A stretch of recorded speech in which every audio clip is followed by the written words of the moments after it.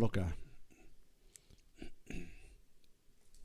Tão grande salvação é o tema que nós vamos pensar nesta noite com os irmãos.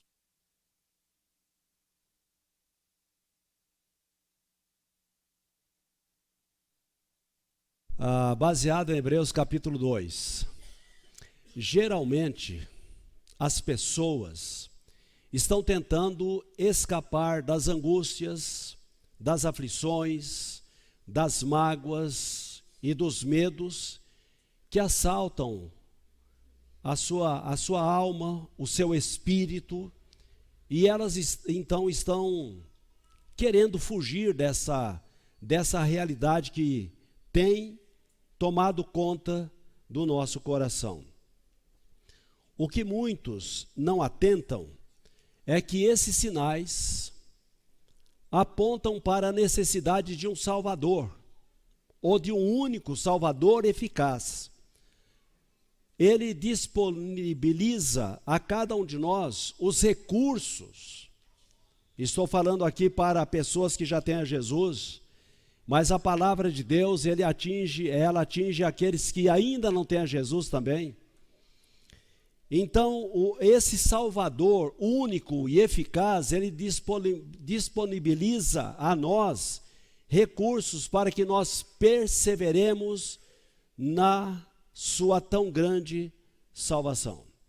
A salvação que Deus tem para cada um de nós, e que certamente já atingiu a maioria que aqui está. Por isso o capítulo 2, ele começa com uma advertência, dizendo o seguinte no versículo 1: por isso é preciso que prestemos maior atenção ao que temos ouvido, para que jamais nos desviemos. Meus amados, aqui o texto está dizendo que da nossa parte é exigida atenção auditiva de maneira muito especial, porque ela deve atingir a nossa memória para chegar ao nosso espírito, e é no espírito que precisamos processar seriamente aquilo que nós ouvimos. Por isso o texto está dizendo: para que jamais nos desviemos.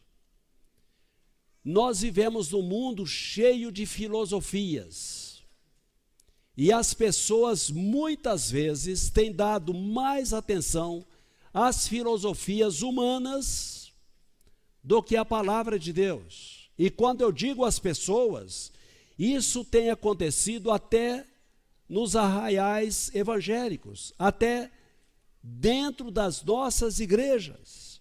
Pessoas que dão ouvido para as filosofias e não dão ouvido para a palavra de Deus, ao que Deus está dizendo.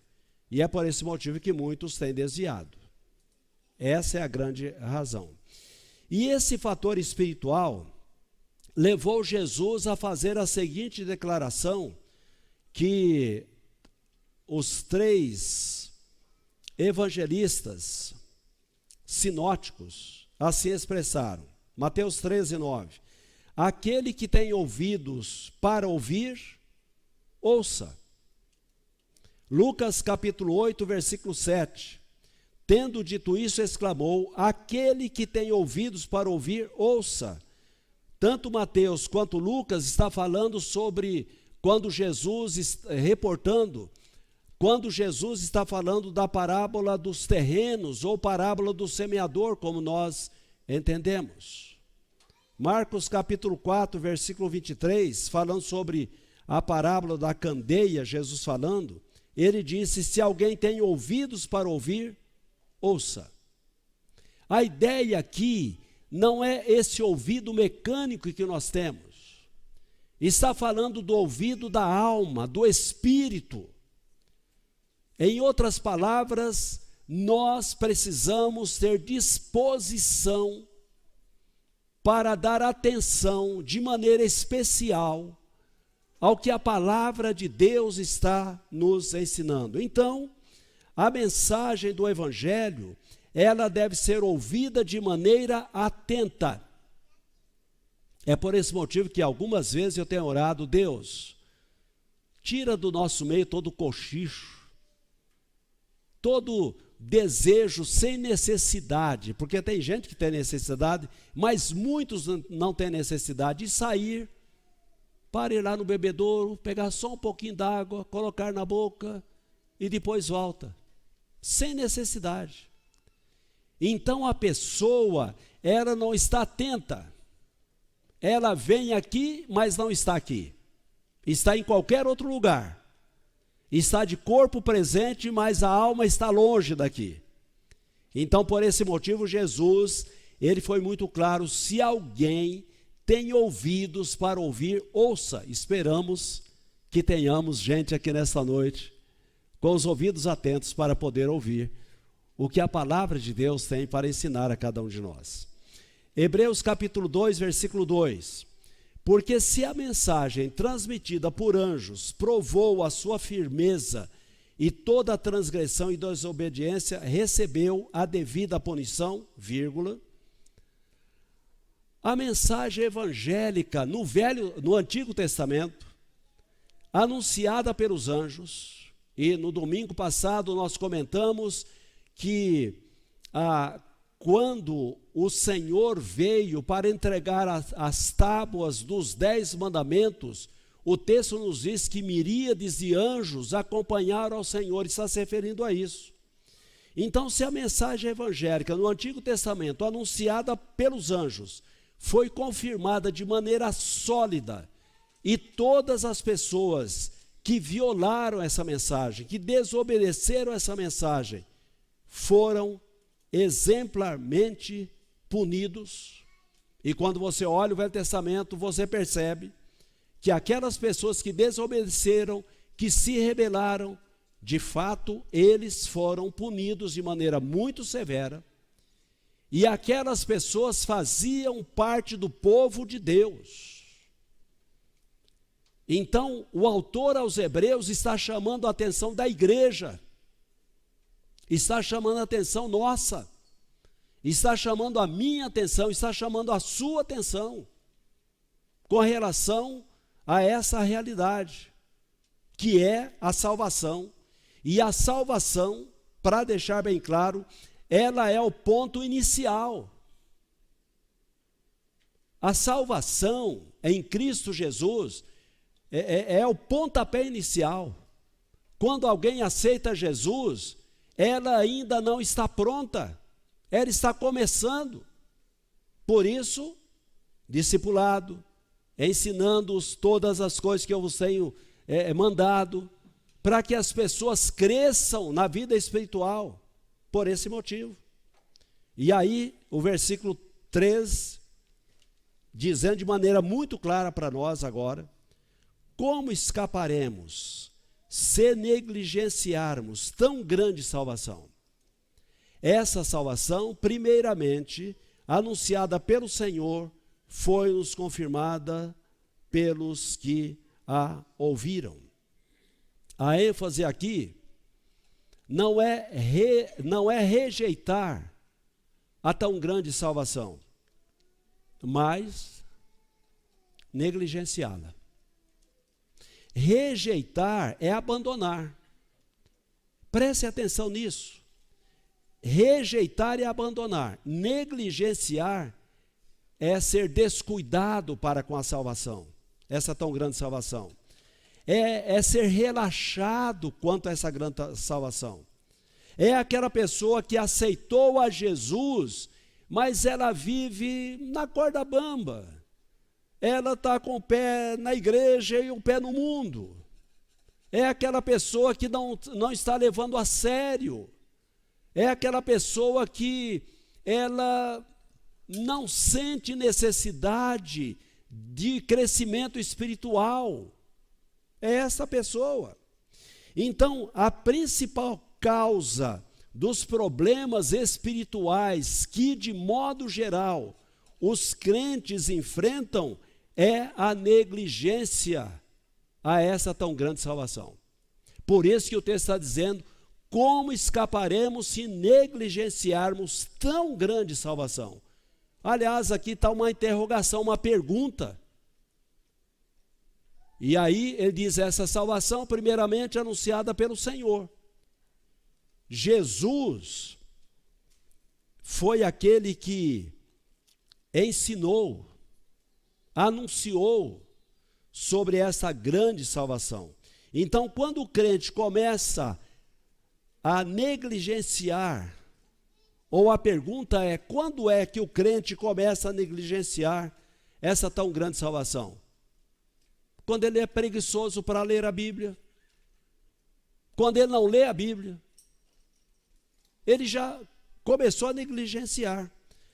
Quando ele descuida da prática da oração, quando ele só ora quando está com problemas, mas quando está tudo bem, ele esquece da oração. Quando ele não dá valor à comunhão com os irmãos. O dia que der eu apareço lá, nas reuniões da igreja.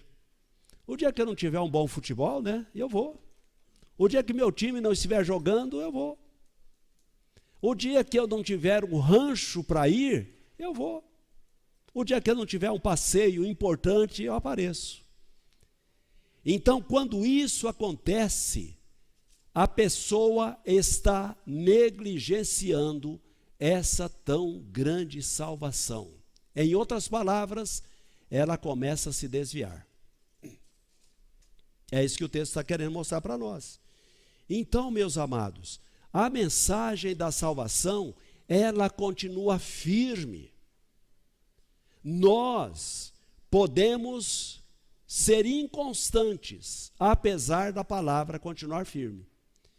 Então, a nossa inconstância, a nossa negligência, ela vai fazendo com que nos desviemos. E a palavra está chamando a nossa atenção nesse sentido. Por isso, nós como cristãos somos estimulados a prestar atenção nessa tão grande salvação. Não procedendo dessa maneira, a tendência nossa é nos desviarmos. E eu me lembro, na minha fase de jovem e de adolescente, quando já estava na igreja, quantos que se desviaram, voltaram estrupiados. Eles se desviaram. E veja bem o que a palavra de Deus ela mostra para nós. Caso haja desvio, haverá disciplina. Aquela pessoa que aceitou a Jesus, quando ele começa a se desviar, quando ele começa, como a Bíblia nos diz aí, a negligenciar essa tão grande salvação, a disciplina de Deus acontece na vida do crente no Senhor Jesus. Veja 1 Coríntios capítulo 11, um texto que a gente usa para ceia. Assim, quem come do pão ou bebe do cálice do Senhor indignamente, é culpado de pecar contra o corpo e o sangue do Senhor.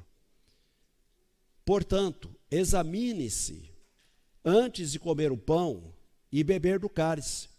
Pois se comem do pão ou bebem do cálice sem honrar o corpo de Cristo, comem e bebem julgamento contra si mesmos. Por isso, muitos de vocês estão fracos e doentes e alguns até adormeceram. Outra versão diz morreram. Versículo 31, se examinássemos a nós mesmos, não seríamos julgados dessa maneira. Mas quando somos julgados pelo Senhor, estamos sendo disciplinados para que não sejamos condenados com o mundo. Então, quando há negligência e começa a haver afastamento, Deus vai disciplinar o seu filho. Ele não quer que seu filho se desvie, de jeito nenhum. Ele vai fazer de tudo para trazê-lo de volta ao rebanho, à comunhão da igreja. Já perceberam que tem algumas pessoas que quando estão aqui na igreja dão trabalho demais? Tenta-se trazê-lo para a comunhão e às vezes dão até cargos para eles na igreja, função na igreja, para ele não sair da igreja. Mas ele sai. Ele faz de tudo para sair. E aí Deus começa a trabalhar na vida dele, disciplinando a ele. Ele volta, com marcas lá de fora. Mas às vezes ele se torna um crente para valer. Mas as dores, o sofrimento pelas quais ele passou, que não precisaria passar, mas passou pela desobediência, o fez um crente forte. Mas ele sofreu bastante. Deus disciplina. Agora, aquele que a disciplina que Deus dá, eu não vou citar disciplina, porque senão as disciplinas que Deus usa, porque às vezes a pessoa pode dizer, pastor, o senhor está jogando praga. Algumas pessoas dizem isso, não é? Então eu não vou citar as disciplinas que Deus usa. Mas quando Deus usa disciplinas, e aquelas disciplinas não levam a pessoa a arrepender-se apesar dos seus pecados, apesar de ele ser crente no Senhor Jesus, o que acontece? A pessoa se torna fraca, a pessoa se torna doente, e a pessoa morre. Deus fala, olha, você só está me dando trabalho aqui embaixo, você é cabeça dura, você não se arrepende mesmo, vem para cá. Deus o leva. Deus faz isso. Poderíamos citar inúmeros exemplos de pessoas que passaram por essa disciplina. Como que a gente chama essa disciplina? A corretiva é aquela que traz a pessoa de volta, que é a cirúrgica, né? Mas às vezes é uma disciplina fatal. É para levar a pessoa embora mesmo. Ela vai chegar lá no céu cheirando fumaça, mas ela vai entrar no céu. Ela vai chegar lá no céu com as mãos vazias, sem apresentar nada para Deus, mas pelo menos ela não vai ficar dando trabalho para Deus aqui embaixo. Não vai ficar desviando pessoas, ou levando pessoas a não aceitar a Jesus, ou demorando aquelas pessoas a aceitar Jesus, por causa do comportamento de crente relaxado, crente que se desvia. Deus faz isso. E Ele tem feito isso. E certamente você tem exemplo de algumas pessoas que Deus tem feito dessa maneira. E eu tenho vários exemplos. Da minha fase de adolescência, da minha fase de jovem. E eu me lembro que eu comecei também a relaxar nessa área. E eu já contei aqui na igreja. O líder, naquela época não era o líder, ele era chamado de conselheiro, era uma pessoa casada. Era o conselheiro dos jovens, com o líder dos jovens e mais um que fazia parte da juventude. A gente estava lá conversando, descontraído, tal, né? Clem, vem aqui e tal. Eu entrei lá na sala com eles e eles me puxaram a orelha para valer. Olha, foi tão bom. Eu voltei para o caminho. Eu não continuei me desviando. Foi algo importantíssimo. E eu não disse para eles, olha, vocês não têm nada a ver com a minha vida. Eu faço a minha vida o que eu bem entendo. Não, Deus me deu a graça, deu a entender que estava negligenciando a tão grande salvação. Deus, Ele não desiste de você. Ele vai até o fim com você. Ele vai até o fim de te levar para o céu, se você não quiser se comportar como alguém que realmente tem a Jesus como Senhor e Salvador da vida. Ele pode te levar mais cedo. Mais cedo Ele pode te levar. Ele pode fazer isso. Continuando em Hebreus, o versículo 4 nos diz, Deus também deu testemunho dela, quem? Da grande salvação, por meio de sinais, maravilhas, diversos milagres e dons do Espírito Santo, distribuídos de acordo com a sua vontade. Deixa eu abrir um parênteses aqui. Hoje nós começamos o estudo sobre dons. Eu saí daqui edificado. O pastor Walter é pastor, ele sabe disso.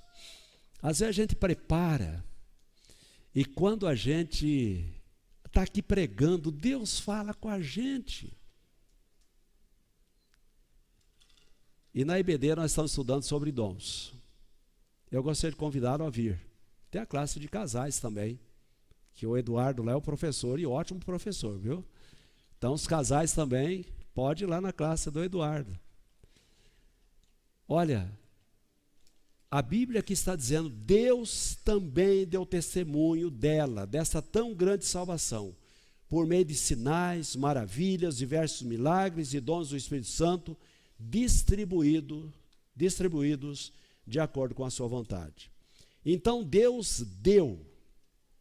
Aqui o verbo está no passado. Algo que já aconteceu.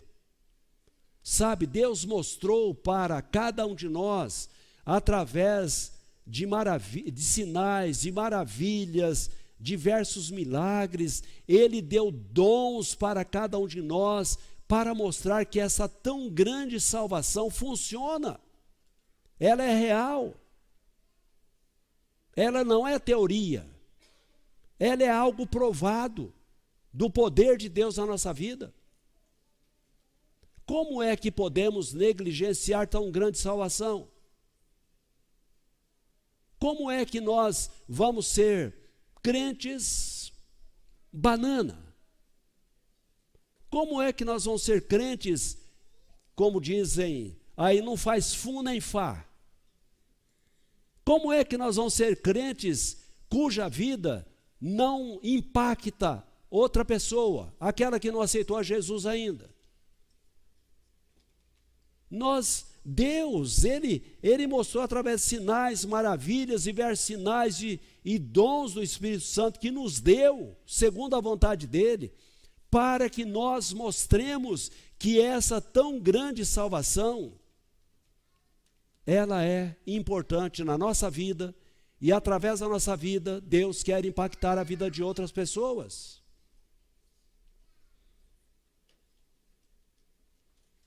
Deus espera que a partir de hoje você não seja mais um crente relaxado.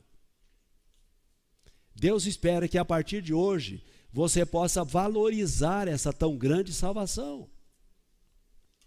Deus espera que você seja alguém útil, se sinta útil, Deus usando a sua vida. Ele espera que isso aconteça. Então o verbo aqui está no passado, algo que já aconteceu. Sinais e maravilhas referem-se aos milagres que testemunham, confirmando a verdade da palavra, a verdade de Deus, que acompanha essa tão grande salvação. Quando nós olhamos para Atos 2:43, nós encontramos em todos eles um profundo temor, e os apóstolos realizavam muitos sinais e maravilhas. Então, essa tão grande salvação, ela nos leva a podermos impactar a vida de pessoas, e as pessoas tenham um profundo temor a Deus, e os sinais vão acompanhar essa tão grande salvação que o Senhor deseja que haja em cada um de nós. Quantos sinais Deus já mostrou na sua vida? Quantas maravilhas Deus operou na sua vida? Quantos? Quantos? Você sabe qual é o seu dom? Você tem desenvolvido o seu dom? E hoje nós aprendemos que os dons podem ser praticados na congregação e fora da congregação. Então não é somente aqui que eu desenvolvo o meu dom, que eu pratico o meu dom, mas lá fora também. Nós citamos alguns exemplos, por exemplo, o Serginho, ele pratica o dom dele muito mais lá fora do que aqui dentro. Lá fora. Acompanhe ele durante um dia para você ver isso, se é verdade ou não, lá fora. E talvez muitos dos que estão aqui nem sabem disso. Está desenvolvendo o dom dele lá fora.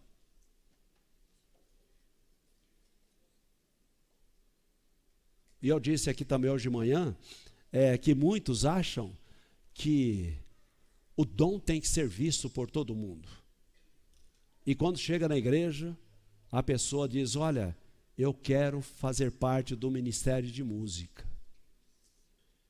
Eu deixei claro hoje de manhã, isso é talento, isso não é dom. Música é talento. Até citei aqui, hoje pela manhã, do Pablo, não é?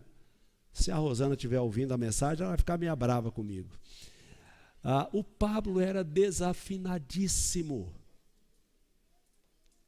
Não era, Fernando? O Fernando está aí, ó. Ele aprendeu a tocar teclado. Tá? Ele aprendeu a tocar teclado. Ele desejou, deu um pouco de trabalho para o Fernando, que o Fernando foi o professor dele, de teclado, mas ele aprendeu. É talento. É algo natural. Qualquer um pode aprender a tocar música. Cantar qualquer um pode, mas às vezes aqui na frente não pode. Que é desafinado, né? Aí não tem como. Mas no meio da congregação aí pode. Lá no banheiro pode. Dentro de casa pode. Não é? Então, o nosso Deus, ele fez tudo isso para nós. Não é? Eu me lembro, por exemplo, um dos sinais que Deus deu para mim. Eu estava vindo com o meu Fiat 147, vindo para cá, lá vindo de Goiás. A hora que passa o trevão tem uma subida, não é? Vindo para cá. E eu estou subindo. De repente aparece um caminhão na minha frente, ultrapassando o outro, onde que não devia ultrapassar. Eu não sei como, mas Deus livrou a gente daquela situação. Eu vi que foi livramento de Deus. Maravilhas, sinais que Deus opera. Na sua vida também, certamente, muita coisa nesse sentido aconteceu. Essa tão grande salvação, ela é acompanhada de sinais e maravilhas da operação de Deus na nossa vida. E quando eu olho para isso, eu preciso ser grato a Deus. Deus, o Senhor me salvou e o Senhor me conserva em vida para que eu seja uma demonstração dessa tão grande salvação, dessa obra que o Senhor tem feito na minha vida e continua fazendo. Cada um de nós deve ser alguém assim. Então a revelação de Deus hoje, meus irmãos, ela está completa. De modo que nós não precisamos muito desses sinais, maravilhas, não precisamos disso mais. O Evangelho já é uma realidade entre nós. No presente, sabe quem dá o testemunho? É o Espírito Santo. Enquanto nós lemos a Bíblia, enquanto nós ouvimos a exposição da Bíblia, o Espírito Santo de Deus está dando testemunho. E certamente Ele está fazendo isso agora na sua vida. Certamente. Certamente Ele está dizendo, olha, você está no caminho certo. É assim mesmo, vai em frente. Você tem dado um bom testemunho. Você é uma pessoa que a sua vida está no caminho certo. Mas quem sabe Ele está dizendo para você, você é relaxado. Você precisa mudar. Não pode continuar desse jeito, não. Você tem muito para crescer. O Espírito Santo de Deus, Ele dá testemunho, Ele fala a cada um de nós. Veja Romanos capítulo 8, versículo 16. O próprio Espírito, letra maiúscula, está falando do Espírito Santo de Deus. O próprio Espírito dá testemunho ao nosso espírito de que somos filhos de Deus. O Espírito Santo vai dizer: olha, você de fato é salvo. Você de fato é salvo. Mas você precisa crescer. Você não deve ficar parado aí quanto à salvação. Você tem muito potencial. E esse potencial não é inerente a nós. Esse potencial não é humano. O Espírito Santo de Deus usa o ser humano, mas o poder é dele. O poder é dele. É ele quem faz quando nós valorizamos essa tão grande salvação que o texto está nos dizendo. Então o Espírito Santo, ele também dá dons a nós que somos salvos. Ele nos capacita para servir na igreja e fora da igreja, como nós já dissemos. Por isso, se você é um esquenta-banco apenas, se você é alguém que só vem no culto de domingo à noite, e a maioria só vem domingo à noite, e eu estou falando mentira? Ou estou falando a verdade? Não é fato? A maioria não vem somente domingo à noite, e os que vêm domingo à noite, vêm lá de vez em quando, alguns vêm só lá de vez em quando. Não é fato? Você precisa de ocupação, você precisa de trabalho, você precisa se sentir útil. E o Espírito Santo de Deus, ele dá dons a você para que você tenha espaço dentro da organização da igreja. Dentro dessa organização espiritual que é o corpo de Cristo, que é a igreja. Ele quer que você seja útil. Então, não fique em casa. Não vá passear por aí. Não valorize as coisas que são passageiras. Não estou dizendo que você não pode tirar férias, que você não pode ir para a praia, que você não pode ir para rancho. Pode. Mas olha, não deixe essas coisas tomar conta do seu coração. Não deixe essas coisas ser mais valorizadas do que a tão grande salvação. Deixa Deus usar a você. Deixa você se sentir útil. Porque o Espírito Santo de Deus está te usando, trabalhando na sua vida. Deixa Ele fazer isso na sua vida. Tá certo? Efésios capítulo 4, versículo 11. Foi Ele quem deu dons às pessoas. Ele escolheu alguns para serem apóstolos, outros para profetas, outros para evangelistas e outros para pastores e mestres da igreja. E quando a gente lê até o final, vai dizer que esses homens aqui, que têm esses dons especiais aqui, eles receberam esses dons do Espírito Santo de Deus para preparar a igreja, para que a igreja opere o seu crescimento. Quando você não valoriza essa tão grande salvação, você vai dizer o seguinte: o pastor é que é responsável para a igreja crescer. É ele que tem que atrair pessoas para vir para cá. Não, isso aí é papel da liderança da igreja, da diretoria da igreja, dos professores da IBD, eles é que são responsáveis. É isso que você vai fazer, vai falar. É o argumento que você vai usar.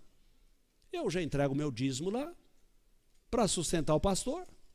Ué, ele agora que faça a igreja crescer. Mas acontece que Deus coloca essas pessoas na liderança da igreja para que essas pessoas leve a igreja a entender que ela é que vai fazer a igreja crescer. O Espírito Santo de Deus dá dons a todos para que a igreja cresça. Eu não posso estar lá na empresa onde você está. Mas eu posso estar lá com você se você entender a palavra de Deus e você viver a palavra de Deus lá onde você está. Eu não consigo entrar em todos os escritórios, em todas as empresas, onde os irmãos trabalham. Mas os irmãos estão sendo treinados pela palavra para poderem fazer isso lá.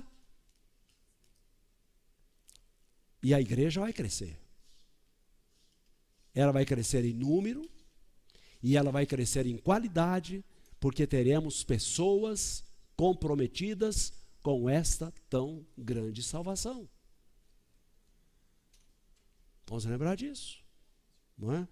Então, meus amados, muitos crentes hoje não valorizam essa tão grande salvação e nem a palavra de Deus. São muito negligentes, relaxados espiritualmente. O menosprezo à leitura e estudo da Bíblia, a prática da oração e da comunhão com a igreja, tanto no público quanto no privado, é o que mais provoca o desvio espiritual. É o que mais provoca.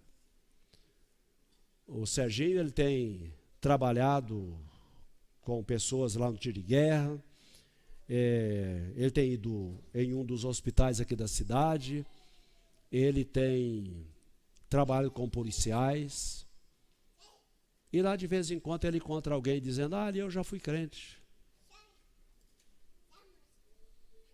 Eu já fui. Por que já foi? Já foi porque se tornou negligente. Porque se desviou, porque não levou a sério. Por causa disso. E muitas vezes esse pessoal acaba retornando. Por quê? Porque teve alguém que foi lá e explicou direitinho para ele o que é a igreja. E ele retorna. A oração que fazemos e desejamos é que você jamais se desvie, que você valorize essa tão grande salvação, que essa salvação que a Bíblia, a palavra de Deus está nos dizendo, ela nos leva a um crescimento até nós chegarmos diante do Senhor, até entrarmos nos portais celestiais. Nós vamos crescendo nessa tão grande salvação. E eu quero concluir com Hebreus capítulo 2, versículo 3, que nos diz uma parte dele, a primeira parte.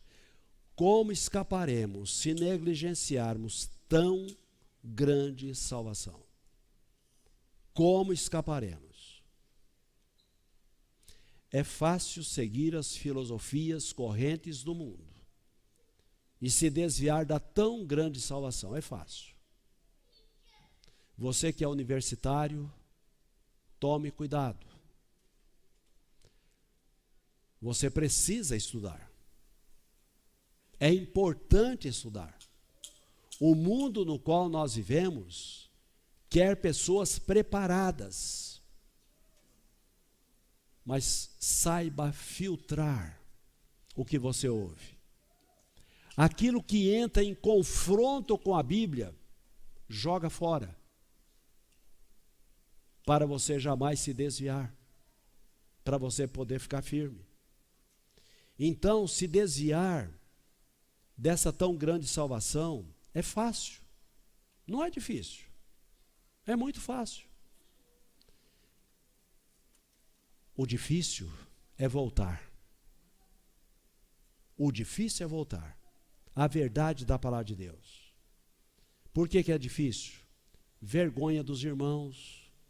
O que o pessoal vai pensar de mim? Aí a pessoa se afunda mais. Então, não se desvie, de jeito nenhum. Mas se você é um desviado, está aqui agora, ou você está ouvindo esta palavra, volte. Volta para o nosso meio. Volte para a nossa comunhão. Nós temos alegria em você voltar. Nós não vamos te criticar, nós vamos te abraçar. Nós queremos que você ande conosco. Nós queremos que essa tão grande salvação se desenvolva na sua vida. Nós estamos aqui para podermos ajudá-lo. Volte. Não fique onde você está, de forma alguma, de jeito nenhum. A nossa salvação é uma tão grande salvação, sabe por quê? Porque ela foi comprada por alto preço. Ela custou o sangue do nosso Senhor e Salvador Jesus Cristo. Jesus Cristo é Deus, se tornou homem, como cada um de nós, para mostrar para nós o grande amor de Deus. Por isso que a salvação é tão grande salvação, porque ela custou um alto preço. A nossa redenção, nós sermos comprados de volta para Deus, custou um alto preço. E você precisa valorizar essa tão grande salvação. Ela traz no seu bojo as grandes promessas de Deus para a sua vida, as bênçãos que Deus tem para você. E essa tão grande salvação nos conduz a uma grande herança na eternidade. Como negligenciá-la? Como é possível negligenciar essa tão grande salvação? Senhor Deus e Pai, nós louvamos o Teu nome por essa tão grande salvação. Nós te louvamos, Senhor Deus, porque o Senhor é o Deus que nos ama, é o Deus que nos disciplina, é o Deus que nos traz de volta para o caminho, para essa tão grande salvação. E rogamos, Senhor Deus, que o Teu Santo Espírito possa realizar a obra, ou continuar realizando a obra, no coração de todos quantos ouviram esta palavra. Que todos sejamos inquietados para retornarmos, ó Deus, a Ti, ou para valorizarmos e continuarmos andando nessa tão grande salvação, que foi comprada por um alto preço, o sangue do Senhor Jesus, lá na cruz do Calvário, demonstrando esse tão grande amor Teu para com as nossas vidas. Nós oramos agradecidos, em nome de Jesus, o Teu Filho. Amém, Pai.